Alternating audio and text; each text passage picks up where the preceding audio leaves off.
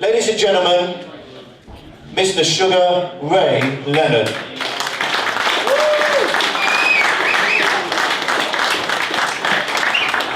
Take a seat. Okay.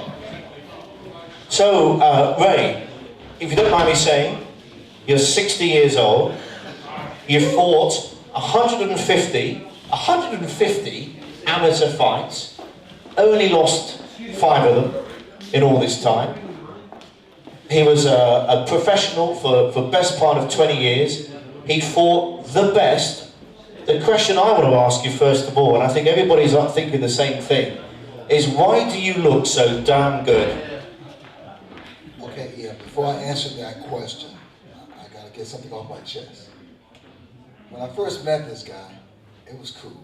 We shook hands, we had small talk, and I noticed when I walked away, he was staring at me. What he was actually doing was sizing me up. And I know exactly what he was thinking. He was saying, Sugar Ray, the champ, but damn, he's not that big. Maybe I can take it. No, you cannot take it. I had to get that off my chest. Okay, well, I'll leave it then. I'll drop it. I was to suggest both of us coming out of retirement, but if you don't fancy it, we'll leave it, Ray. Okay?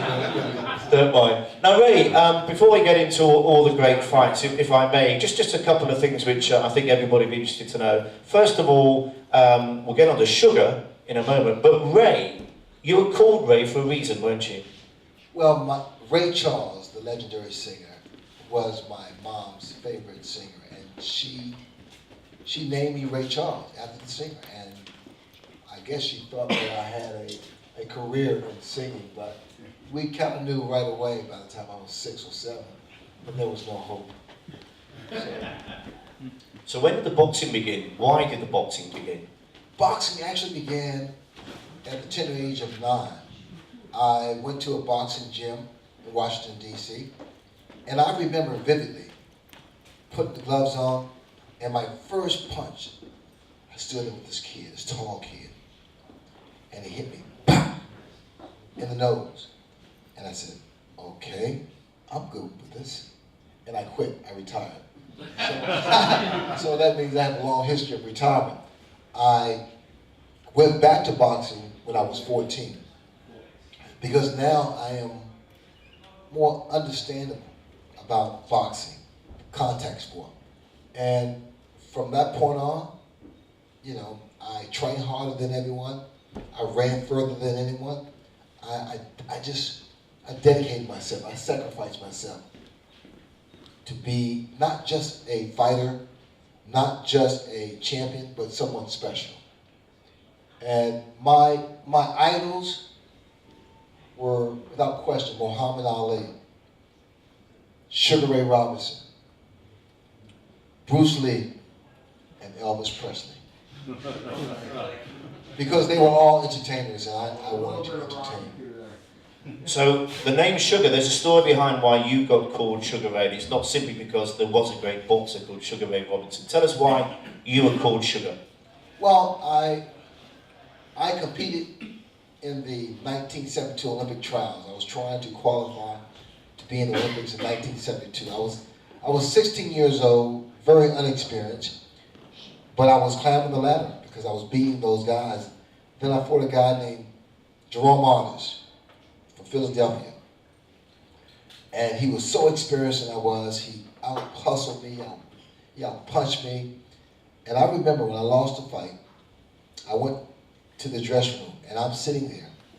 Because now, all of a sudden, now, it came to me that I could have made the Olympic team in 1972. And I was crying like a baby. And I remember this coach comes into the dressing room and he put his hand on my shoulder. He said, hey, listen, Sugar Man.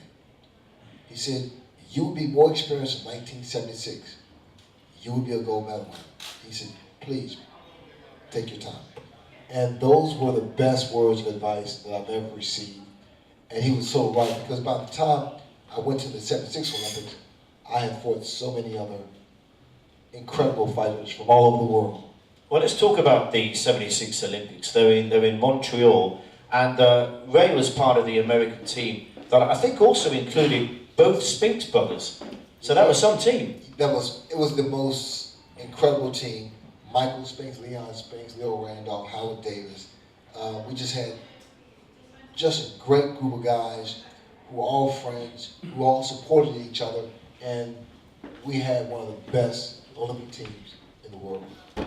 What was it like winning an Olympic gold medal when you consider that your hero, Muhammad Ali, and all the other greats, Frazier, I mean all the guys, they all started with an Olympic gold medal?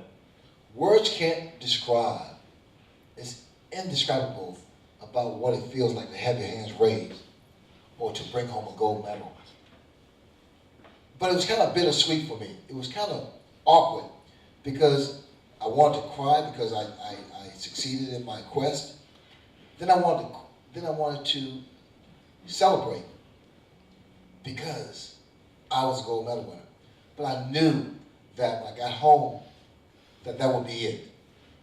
I was not going to turn professional because most fighters from the Olympics who brings home a gold medal go right to professional. But I didn't want to fight professionally because I've heard some horrible stories from some of our greatest legendary fighters who made a lot of money then, but at the end of the day, they had nothing to show for it. In fact, they were homeless.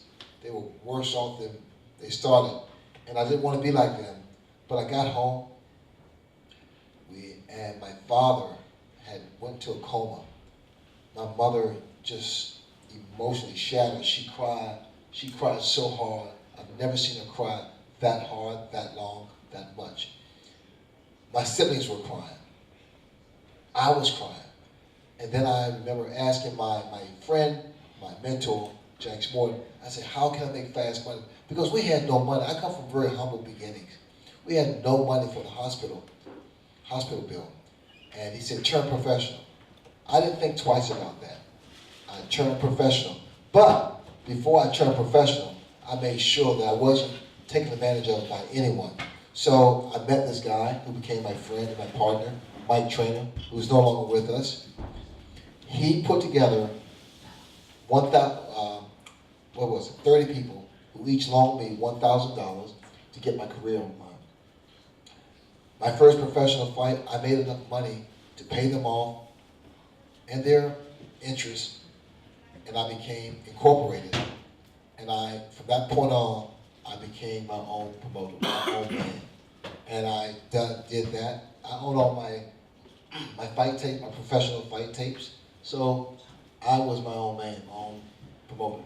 And one of the proudest, you've done a lot of things to be proud of, Ray, but I know, it's quite emotional this, I know that one of the proudest things you've done is bearing in mind your upbringing, bearing in mind the hardship, bearing in mind how hard your parents worked, was the time when you earned enough money as a professional to give something back. There is no greater feeling than to have done what I did through my boxing career. Because my mother, incredible woman, and she's a feisty 87-year-old lady now. My father he'll be 94 in June. Wow. Unbelievable. But you know what? They worked so hard, so hard to give us as much as they could. Boxing allowed me to buy them their first new home, paid for. I gave them the keys. They cried like babies. It was the most incredible moment, if not the most incredible moment of my life, giving back to my parents. And in fact, my father used to drive around in a pickup truck. And we stopped him from driving about 4 years ago.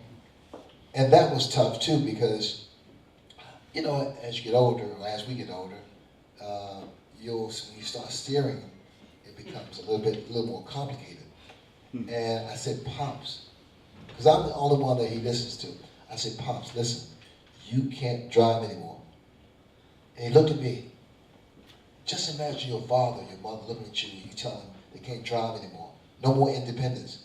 And he looked at me with tears in his eyes. And he said, and I was about to give in. He said, so do you mean forever? I said, I almost gave in. I said, forever, Pops. He said, okay. He said, okay. But those, you know something, those are special moments for me. Helping my parents out. Being a part of a neighborhood or community. Helping those who need help. That's what I'm all about. So you rattle through 24 professional fights until you get to the point of your 25th and it's your first shot at the world title. I feel a little bit sorry for this guy, Wilfred Benitez, only because, and we're going to get onto it in a moment, the Fab Four, Hagler, Hearns, Duran, this gentleman here. Wilfred Benitez doesn't get much of a looking, but he was some fighter, and that was your first world title fight. That fight was one of my toughest fights. Wilfred Benitez, and although he doesn't, you're so right, he doesn't get the credit he deserves or the props, but the prop, it's not a problem, but the situation is, he didn't beat any of us, so he was not included in the Four Kings.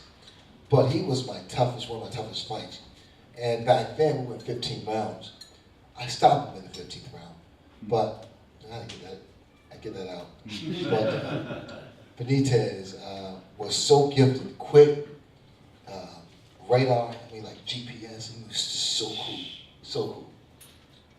Your first defence, and it's interesting this, you fought one Brit, just the one British fighter in your whole career. Some of us are old enough to remember Dave Boy Green.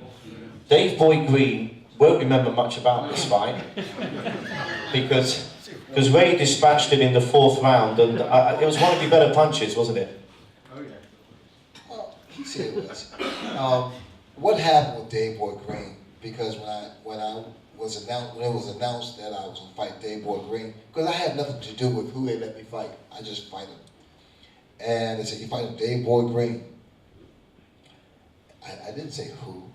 I said, what? But I've heard of Dave Boy Green, and I study him naturally, watch his tapes and everything. But it was hard for me to get up because I was such a major favorite, such a big favorite. And so I got in shape, which I always do. I get in tremendous shape. But up here, where most of my wins are coming from, it was hard to get up from, really hard to get motivated. And I remember, even in the dressing room, looking in the mirror, warming up and everything, I still didn't have that thing, that edge, that eye of the tiger that allows me to beat my oppositions. I didn't have that. And I walked in the ring, I'm saying, oh my God. I'm thinking about this. I'm saying, wow, I'm not motivated. And people don't realize, with me, it's that if I'm scared, this thing works all the time because it keeps me safe. So I got in the ring, walking around the ring, shot boxing. And Dave, he's doing his thing and he's giving me the eye and everything. And then the referee called us up to the center of the ring to get instructions. And Dave Boy Green did one thing that really pissed me off. He growled at me. Arr! And that's all I needed. That was all I needed. He just woke me up and I'm like, okay, I'm gonna get you. And I hit him with a left hook. And I was concerned about him because that was my best left. In fact, let me see if I can do this. Can we talk about this? Yeah, but David cooperated and I hit him hard. Now the next fight was against... By the way, I'm sorry, he's a tough fighter and I love David. In fact, he's been to my home, I've been to his home. We're good friends, by the way. Excellent. And hopefully we'll be good friends as well, even after you hit me a little bit later on. Now we're going to move on to the first Roberto Duran fight, but before we do, when you interview some of the biggest names, sometimes they don't like talking about other sports stars. It's just about me, this is about them. What's so interesting and what's so attractive about Ray is that Ray wants to talk about Hagler, Hearns and Duran, and we'll start with Duran. And as great a fighter that Ray was, he needed those guys as well to get him to the next level. So perhaps before we talk about the individuals, just as a Fab Four, you're the Fab One in the Fab Four, by the way, because you're the only guy who beat them all. But the other three played their part in what became the legend that is Sugar Ray Leonard. These guys, without these guys, there wouldn't be a Sugar Ray Leonard. You know what? A lot of fighters today say, I'm the best in the world. I'm this. I'm the greatest of all time. I'm this. You don't have to say that. You prove that to the fans by fighting the best there is out there in the competition. Because what's happened with boxing today is that people want to be 25-0, 30-0, 100-0. But you become a champion. You become a great fighter. You become a legend when you overcome the adversity. When you get up from that knockdown. When you bear down when it seems impossible. And those were the fights that I had with Tommy Hearns, Marvin Hatton, Roberto Duran. Those fights, those three fights in particular, were the closest thing to death. I swear, it was so, each one of them pushed me beyond the limits of what the body can really do. With Duran, he was such a bully, and he was the one that taught me about psychological warfare, mental stability. He was the one who actually got to under my skin, because we had the press conference to announce the fight. He would stare me down when I walked into the room, push me, shove me, he kicked me, he cursed me. I mean, the guy even cursed my wife, and although it was in Spanish, no translation was really necessary. I mean, this guy gave me hand gestures and everything. I used to hate that son of a bitch. I mean, really. I don't hate anyone, but I hated him. He was like a Charles Manson. He was such a bad guy. And I remember, I said, you know what? I'm going to fight this guy and beat him at his own game. So my original plan was naturally to box him because I was taller and faster and whatever. But I wanted to get him, I wanted to beat him at his own game. So first bell rung and I go out there and I'm punching him and he's punching me. And all of a sudden he throws Roberto Duran. I mean, how many of you have seen Duran fights? I mean, this guy's he's a maniac. But so he hit me so many times in so many places that was illegal that I thought there was some other person in the ring. Who else is hitting me? But it was hard. I mean, Duran, they call him Manos de Piedras, the hands of stone. His fist, I swear to God, his fist felt like bricks. And I'm saying, what the hell is this going on? Then one round in particular, he kind of grabbed my head, which is illegal, and he was doing that, boom, boom, boom. And then the bell rung, bing. I said, wow. Because I thought, my teeth. So I got back to my corner, and my teeth were knocked back, all four of them. I said, hey guys, I'm talking to my trainer. I said, hey guys, are my teeth knocked back? I said, no, Ray. No, champ. So I had to pull him. So now it's like 12 rounds, 13 rounds, 14 rounds, 15 rounds, and then Duran, he did some ugly stuff. And I knew I lost the fight. The fight, although it was close, I knew I lost the fight. By the way, fighters know. We know if we won or lost a fight. You know, because we feel it. And we sense it. And we know it. I knew I lost that fight. And he threw his hands up, he took my belt and everything, and that was the beginning of the no mas. Incredibly, you fought him again 5 months later. That doesn't happen today. But you fought, and there's a reason why you did it, wasn't there? Without question. I mean, everything I do is for a reason. But I fought Duran less than 5 months later. That doesn't happen. Normally it's like a year or so. But I knew if I boxed Duran and fought him my style, I could beat this guy. But I also wanted to get him a quick turnaround for the rematch. Because for those of you who don't know Duran, Roberto Duran, our fight was at 147, but Roberto Duran would gain, he go from 147 to 200 plus in less than a month. I mean, he really celebrated. He really celebrated.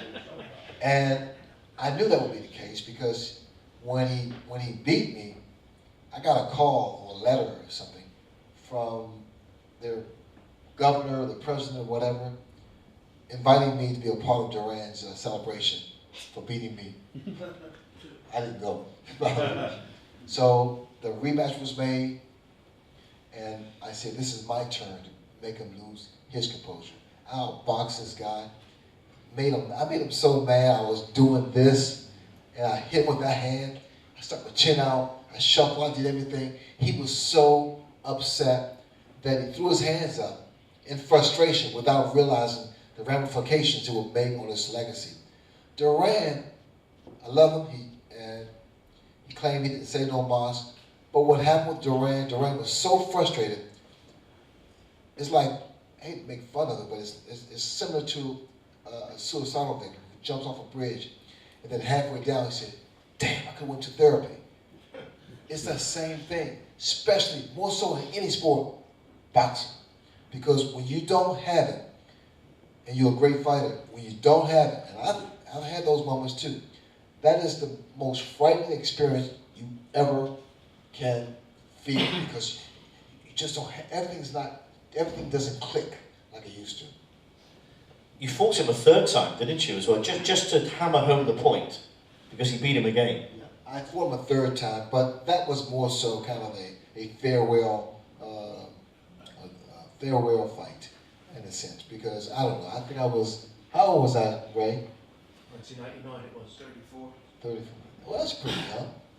But at that point, I was not all there, and he wasn't all there. And I remember that fight was in Las Vegas, Nevada. Was it the Mirage? Oh, Yeah. The wind? Yeah. Yeah? It was freezing cold. It was so cold there. It's freezing. And after that fight, I was at a doctor, hospital. I got 60 stitches in my face. You know? Because he still was a dirty fighter. Because he did that elbow and everything. And, hey, I came out okay. You came out good. Can't see any lasting effects. So after the challenge of the stocky Duran, you then moved on to the incredibly tall, rangy Thomas the Hitman Hearns, who was unbeaten. He was 32-0 when he got in the ring with you. Now that was he was a fantastic fighter, but B, it was a very different challenge. And what a fight that first fight was. How many of you seen Tommy Hearns? Person or whatever on TV? Yeah, that's guy. Tommy Hearns, because our weight was 147. Tommy Hearns way up here. He has a kamikaze mentality. He's either gonna knock you out, you'll knock him out. But this is what I didn't understand, because back in my time, we made weight the morning of the fight, like 8 o'clock, 9 o'clock, 8 o'clock. And I had no problem making weight.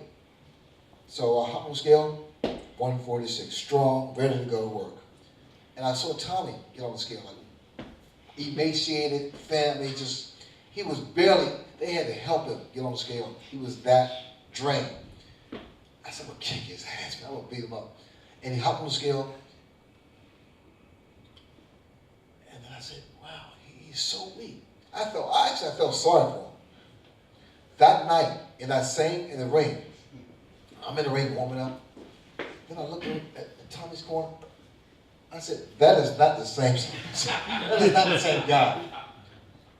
Because we had time to hydrate, to put food back into our system. And that fight there was one of my toughest fights, bar none. Because first of all, it was Tommy Hearns, who was a great champion fighter. But also, it was over 100 degrees in the ring. It was over 100 degrees in the ring. And I was behind the judges' scorecards after, 12 rounds. And my trainer, Angelo Dundee, who had the perfect soundbite, he said the perfect thing at the right time. He said, you're blowing it, son, you're blowing it. And I got off that scale, that seat. Plus, this was one of those moments that I was called on to be a loser, a champion, winner, a legend.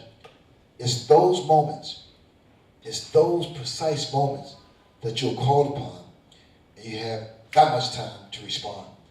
And I responded, and you know the history of that. You know the history. Before we get on to Hearns 2, you mentioned Angelo Dundee, who of course was Muhammad Ali's trainer. A quick word, if you would, Ray, on the greatness of Angelo Dundee and what he did for you. Well, just like I said, he said the right things at the right time with no concern on his face, his facial expression never changes. He said, "You're blowing it, son, you're blowing it." And I got that. I understand that. You don't have to twist my arm to say I'm losing the fight. First of all, fighters, like I said, fighters know that we're losing. And he was so smooth in whatever he did. And he was knowledgeable. He knew the right guy to fight at the right time. But Angelo I miss him so much. He was so special to me. Yeah, actually, once we're on that subject as well, you've said already that Muhammad Ali was your hero. When you watch you fight, there's some similarities there. The hand, the wheeling of the arm, the dancing, etc. We were all absolutely gutted to lose the great man this year. He was your hero. He became your friend as well. It's been a terrible year, hasn't it? Well, Muhammad Ali, when I first heard of his passing, I was just totally devastated, but numb. I didn't have any reaction. And for 3 days, I just went like nothing had happened, but knew that something had happened. And the 4th day, I cried like a baby because it all just came down on me. And I actually went to his funeral. He was that special. Sugar Ray Leonard is Sugar Ray Leonard because of Muhammad Ali. He paved the way for me, just like other fighters paved the way for Muhammad Ali. He allowed me to be free. He allowed me to be recognized as one of the good fighters out there. Hearns 2. Now, you're going to just probably admit to something, aren't you, in this room, as long as it doesn't leave this room. As long as it doesn't leave this room. It's okay. Let's talk about Hearns 2, because he was angry, wasn't he? Well, he was happy and angry. How many of you saw the fight, second fight? Yeah? I didn't see it. No, we fought a second time, Tommy Hearns and I. And I was such a heavy favorite. Even in my training camp, everyone said, "Oh man, one punch, it's over." I said, "Gosh, it's not going to be that easy because Tommy Hearns, he's trying to avenge himself. He's trying to look for redemption." And I knew Tommy Hearns would be such a beast in that ring. Got into the ring, because what happens with me throughout my whole career, I can look in that mirror, and if I see Sugar Ray Leonard in that mirror, the image, I could beat Mike Tyson. If I see Ray Leonard, the civilian, I'm in big trouble. And I've only seen that Ray Leonard, the civilian, 3 times, maybe 4. It's the most frightening experience you could ever imagine. Because what happens in the dressing room, I'm warming up, getting ready, and so, all right, champ, it's ready, time. I'm walking to the ring. And normally, when I walk to the ring, I'm like this, what I call tunnel vision. I'm like this. I mean, whatever people were saying, I didn't hear anything. I just knew what had to be done. This time, I'm looking around, I'm seeing my siblings, and I'm seeing magazines, I'm seeing everything. I got to that ring, and I knew that it was going to be a rough night. I knew it was going to be a hard night. And from round 1 until the fight ended, Tommy pounded me, knocked me down twice. I hadn't gone in the later rounds, but then again, it was that close, but Tommy should have got that decision. And Tommy said, well, Ray, how come you don't tell everybody? I said, Tommy, don't push it. Don't push it. So Tommy, in fact, Tommy Hearns wants to fight again. I said, Tommy, have you checked your driver's license? Do you know how old we are? I said, listen, first of all, I don't want you to hit me. And I know you don't want me to hit you. I said, Tommy. He said, Ray, come on, man. We can do this, man. Because the fight game is not like it used to be. I said, well, that's okay. He said, but listen, how about this? We just throw body shots. And I contemplated that. I thought about that. I said, no, Tom, listen, man, we've been blessed. We've had major competition, major fights. Let's walk away to the sunset. So that could probably possibly be brought up again at some point. Mr Leonard 3. Oh my God, no way, no way. The only way I would fight Tommy Hearns, Hagler, Duran is on those like video games. Okay. Well, we've mentioned two of the Fab 3 from the Fab 4. Let's come on to Marvelous, as he calls himself now. Marvelous Marvin Hagler. You'd retired, hadn't you? And you watched him fight and you thought, I want to come back. I retired a lot of times. I came back so many times. But this particular time, I was at the fight. How many of you know John the Beast Mugabe? Yeah. Okay, I'm sitting there with my friend Michael at ringside, and I was watching. And John the Beast Mugabe, for those of you who are not familiar with him, he's a fighter who's just a rough guy, and he's a slugger. And he was outboxing Marvin Hagler. And my friend said, Michael, I can beat Hagler. He said, you want another beer? I said, yeah, but I can beat Hagler, man. So that same night, around 12 o'clock midnight in Los Angeles, I called my friend and my partner, my trainer in Washington, D.C. I said, Mike, I can beat Hagler. He said, Ray, have you been drinking? I said, that doesn't make a difference.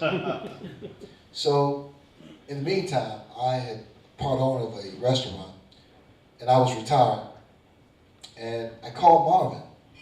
I said, Marvin, can you come and help me open my restaurant? And he obliged. So he came down, and we're sitting at a bar, actually at the table. And we're sitting here, drinking all of our champagne, and we were toasted. So I said, Marvin, by the way, I said, who's your next fight? He said, I don't know, Ray. I said, no shit. So all night long, I drilled him. I kept asking him about fight. I said, well, what are you gonna do? He said, hey man, I cut easy. I said, no, you gotta be kidding, man. So he gave me all this information that allowed me to have any thoughts of getting to the ring with him. And he got a little mad at me because 2 weeks later I had announced that I wanted to fight him. But Marvin Hagler is one of the, if not the greatest middleweight champions. Now you played games with him, didn't you? You made him think he got his way, when in reality, you got your way, even before you got into the ring. Oh yeah, I worked a little psychology. Because Marvin, if I said, Marvin, I said, this is a red jacket. He said, no, it's green. He'll say, whatever I say, he'll say the opposite. And I've always known him to do that. But it was the negotiating that really gave me a boost, if you will, a chance that I could beat this guy. Because when we negotiated, it was about the ring. The big ring is 20 by 20, which is in my favor.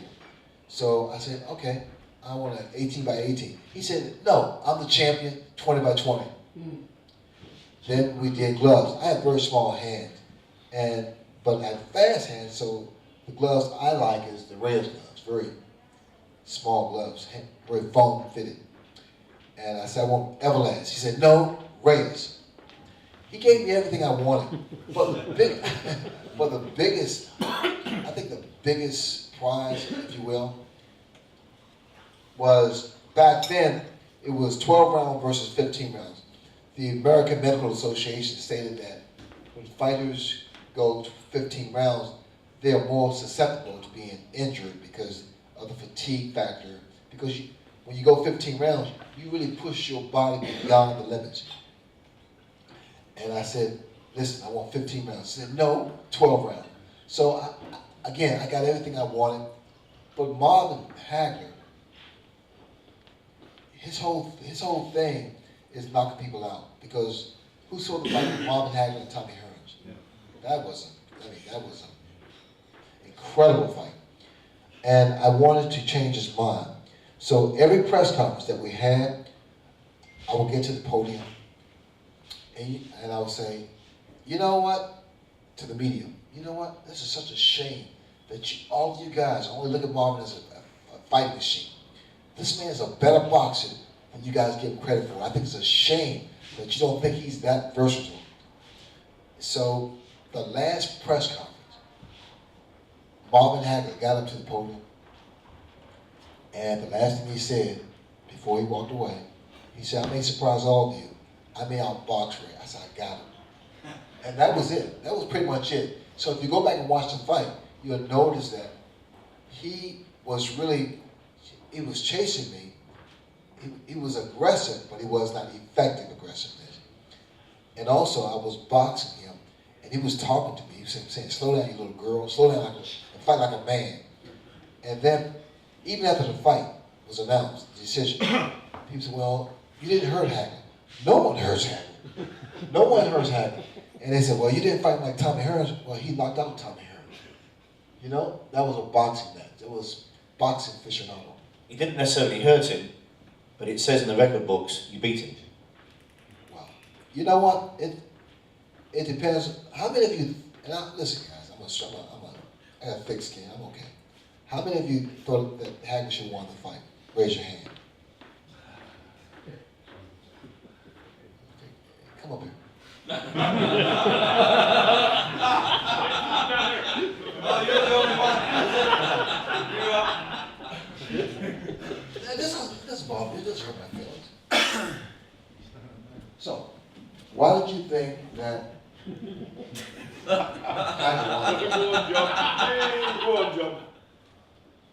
What's your name, John? Yeah. Julie? John? John. John. Sugar Ray John. So, John, give it to me. Okay. The fight I looked at, he landed more blows. He outboxed you, and I thought he won it. That's it. John. He didn't land more blows. I landed more blows. In 30 seconds. Yeah, but what was it, 12 rounds? In 12 rounds, yes. You say he landed more blows? I thought so. Okay, what else? He was aggressive? I think he changed his style in the first couple of rounds to fight you.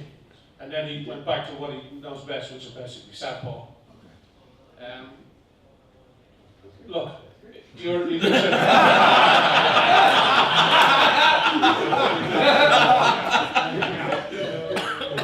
Well, then you answer me an honest question.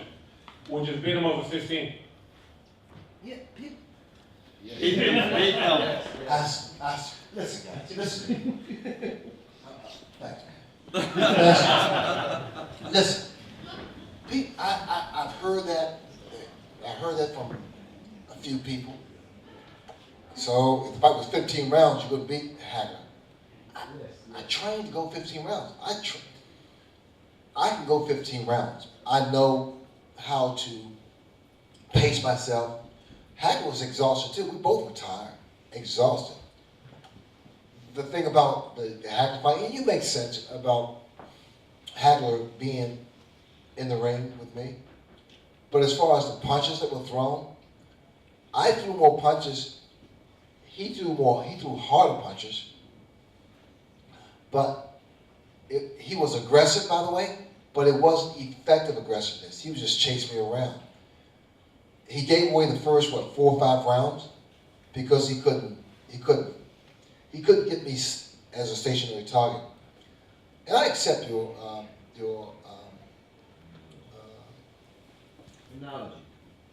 knowledge? Point of view. Point of view. Thank you. That's your point of view. But the fight was close. It was close. But every time I watch it, I still win.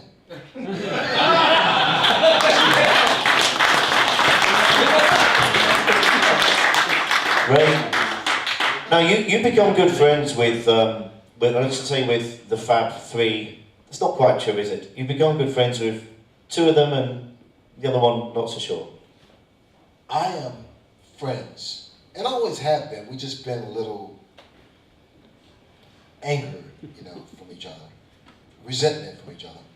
But I'm great friends with Roberto Duran, and I used to hate him. I mean, again, I keep saying I don't hate anyone. Well, I hate a couple people, but I don't really hate Duran. I love him now. Tommy Harris, I just spoke to Tommy a couple days ago. We stay in contact. Marvin doesn't call me on my birthday.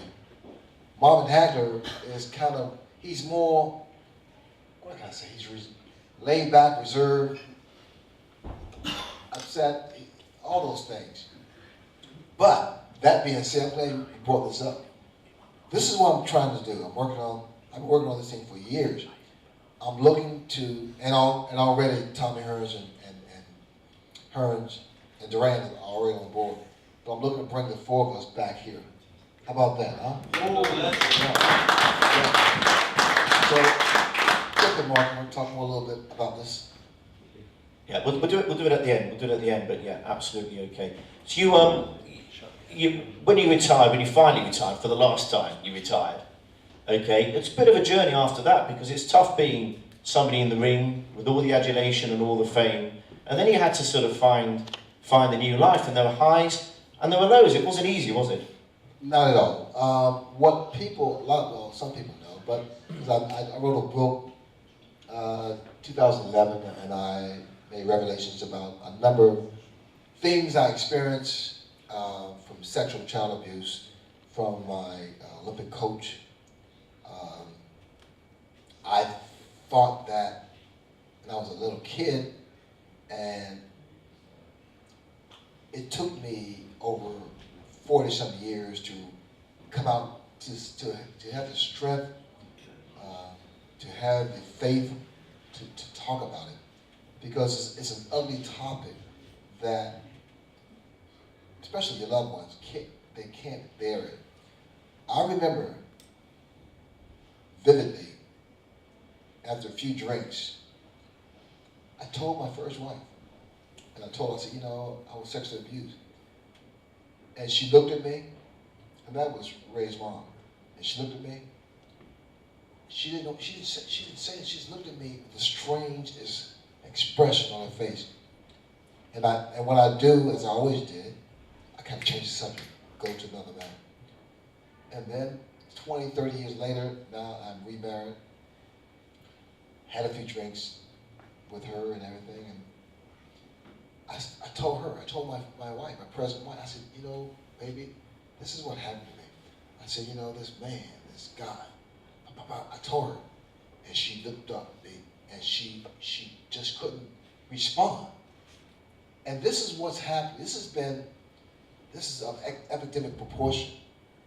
The amount of young kids, young who are abused. And for me as a man, for me as a fighter, for me as a champion, it was even every year it get more and more difficult. But what was happening, I was using drugs and alcohol to kind of cushion it.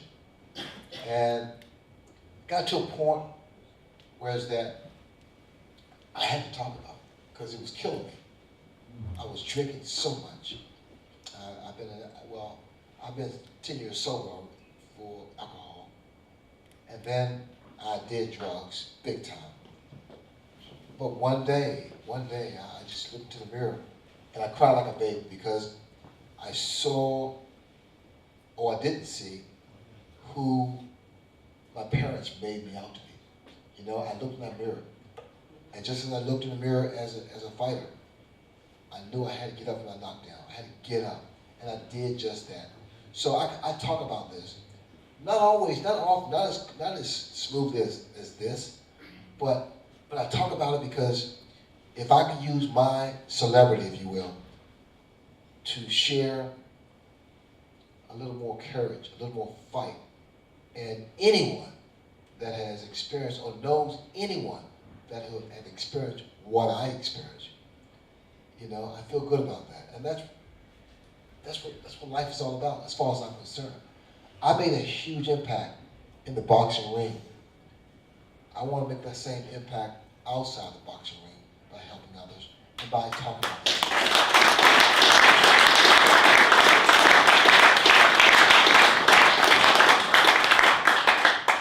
We're going to talk about today's boxing in a minute. I know you've got a nice Mayweather story, which I want to hear again. But before we do, if you wouldn't mind, just tell us a little bit about the foundation as well, and what got you to start that and the work you're doing. 9 years ago, my wife and I started the Sugar Ray Leonard Foundation. And again, it was like the thing with the sexual abuse. I wanted to give back. I wanted to impact people. Attention, please. And Attention, please. The fire alarm is about to be tested. Oh, I know. Don't worry. Don't worry, it's a test, everybody. We're not going to burn Sugar Ray Leonard alive. The insurance is too high to do that. We can't afford to lose you, okay, at this moment. They did warn me about this, actually. But I'm so entranced listening to you, I forgot to say that it may go off. It's only going to last 30 seconds or so. Can you still move your feet? Yeah? There we go, pretty good. Ladies and gentlemen, may I have your attention?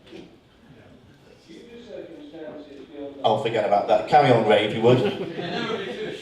So we're talking about the foundation. I'm sorry if it's a real fire, everybody, but it's not. Carry on, Ray. yes, so my wife and I started this foundation, Sugar Ray Leonard Foundation, 9 years ago. And what we've been doing, and this is something I feel so personal about, and we've been raising awareness and raising funds that goes towards Children's Hospital in Los Angeles about creating research, building research, advanced research that will go towards making better medicine for diabetes. But then the ultimate goal is to eradicate diabetes from the lives of so many innocent kids. And I cherish that. I take it personal because my father, by the way, is also diabetic. And my friends, their kids or themselves are diabetic. Well, he's going well because he's, as you say, nearly 94, so life carries on, doesn't it? You just find a way. You find a way. You know, I give motivational speaking all over the world. And I use boxing or fighting as a metaphor because we are all actually fighters outside the ring. We get knocked down. We have to do our own version of road work to go the distance. We need a great corner. We got to be focused, tunnel vision, as I say. I mean, the same principles that I applied to become a world champion, a legend, those same things are applicable in everyday life. We are fighters, no question about that. Okay, absolutely. I think that's the fire alarm over, thank goodness. Ray, finally, let's talk about today. We're all really excited in this room about Anthony Joshua. He's almost as pretty as you, almost.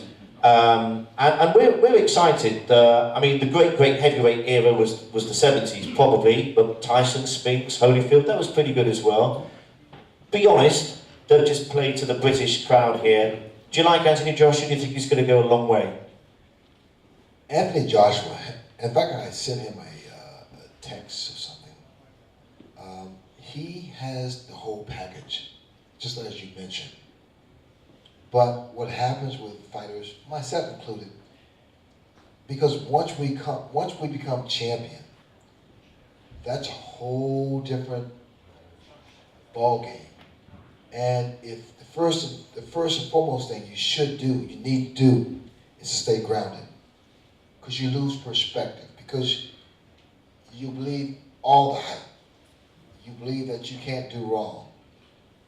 For a fighter, it's so difficult to maintain, to stabilize things. And if he can do that, because again, he has a whole thing. He has a whole package from what I see. He just has to be grounded. And finally, I think we all think Muhammad Ali, Sugar Ray Leonard, the greatest. There was a chap called Floyd Mayweather who thought he was the greatest as well. And he was pretty good, wasn't he? You and you had a little meeting, didn't you? Tell us, share the story. There's not a day that goes by and someone doesn't ask me, can you beat Floyd Mayweather? I said, sometimes I don't want to answer it, but I remember I was in Las Vegas. I worked with NBC, and I was walking back to my car in the hallway, and there was about 30 people who were just walking towards me. I'm like, wow, what's going on here? Then all of a sudden, it was like it opened up, and who walks through? Mayweather, Floyd Mayweather Jr. He walks up. No smiling, he just walks up to me. And he stands this close to me. He said, Ray, if you were in my era, you wouldn't be in the top 10. I said, if you were in my era, you wouldn't be in the top 20. He said, you know, man, I can beat you, man. I said, listen to me. I beat your father in 1978. I knocked him out. He said, yeah, but that's my father. I said, like father, like son.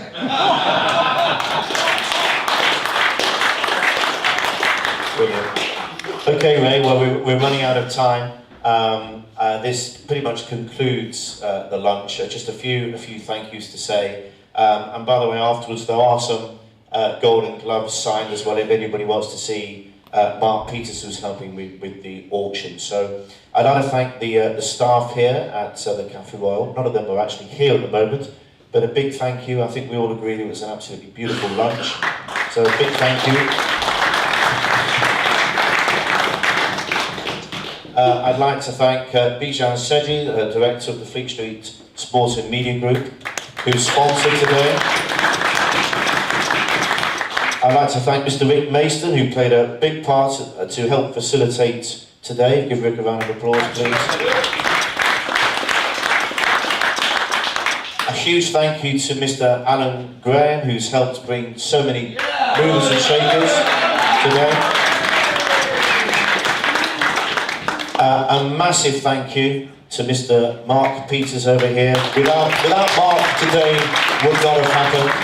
So a big thank you to Mark. And there's somebody else I need to thank as well. Oh yes.